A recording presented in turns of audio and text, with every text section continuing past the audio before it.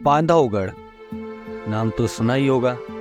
माना जाता है श्री राम ने अपने छोटे भाई लक्ष्मण को यह किला उपहार में दिया था।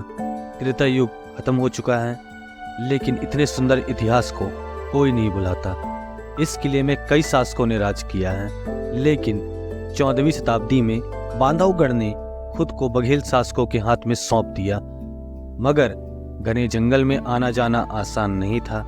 आखिर जब राजा विक्रमादित्य ने अपनी राजधानी रीवा में बसा ली, तो कुछ ही समय में जंगल ने किले को एक बार फिर से अपनी आगोश में ले लिया और वर्चस्व स्थापित हो गया जंगल के राजा बाघों का। बाघों का जब जब जिक्र होगा, तब तब भारत की इस जंगल का नाम जरूर लिया जाएगा। अपनी घनी आबादी के लिए प्रसिद्ध है। बांधवगढ़ के टाइगर की एक झलक के लिए यहाँ लोग बहुत दूर दूर से आते हैं। तभी तो लोग यहाँ कहते हैं, अगर यहाँ आकर सफारी में टाइगर नहीं दिखा, मतलब आप सो ही रहे थे।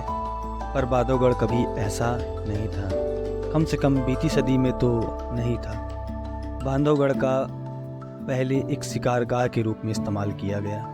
ब्रिटिश काल में शिकार एक आला दर्जा का शौक था। क्या मालूम था एक दिन गिनती के ही बाघ बचेंगे। लेकिन अब देश सुधरने लगा। देश की आज़ादी के बाद सरकार की नज़र पड़ी देश की धरोहर जंगल में, और फिर जंगल को बचाने के लिए कई कैंपेन चलाए गए। धीरे धीरे वन विभाग हरकत में आया। वन विभाग कई वन संरक्षण कैंपेन किए और वनों और उसमें रहने वाले जानवरों को बचा सकें। 1972 में वाइल्ड लाइफ एक्ट आने से पहले बांधवगढ़ को नेशनल पार्क घोषित कर दिया गया।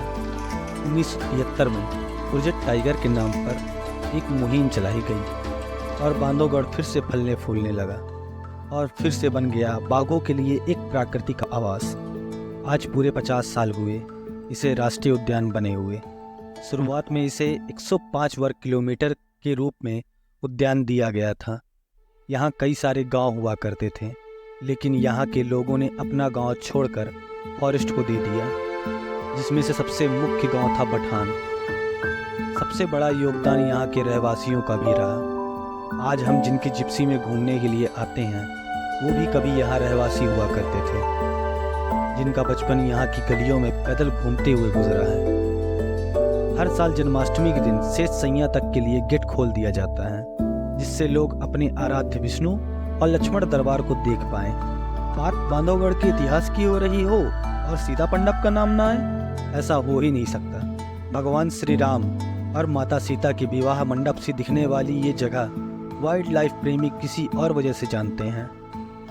हाँ, ये वही गुफा है सीता नाम की बाघिन की, जो पहली बार देखी गई थी। इसे बांधवगढ़ की कुल देवी का दर्जा देना गलत नहीं होगा। जब जंगल अवैध शिकार से जूझ रहा था, तब सीता ने ही इसे आबाद किया। 1986 से लेकर 1996 तक सीता ने यहाँ 6 बार बच्चों को जन्म दिया। आज ये कहना गलत नहीं होगा कि आज जितने भी बाघ यहाँ हैं, वह सब सीता के वंशज हैं, और सीता का साथ दिया चार्जर ने। हाँ, ये वही टाइगर है जिसके कारण लोग बहुत दूर दूर से बांधवगढ़ को देखने आने लगे। लेकिन आज इस जंगल का राजा कहीं गहरी नींद में सो रहा होगा।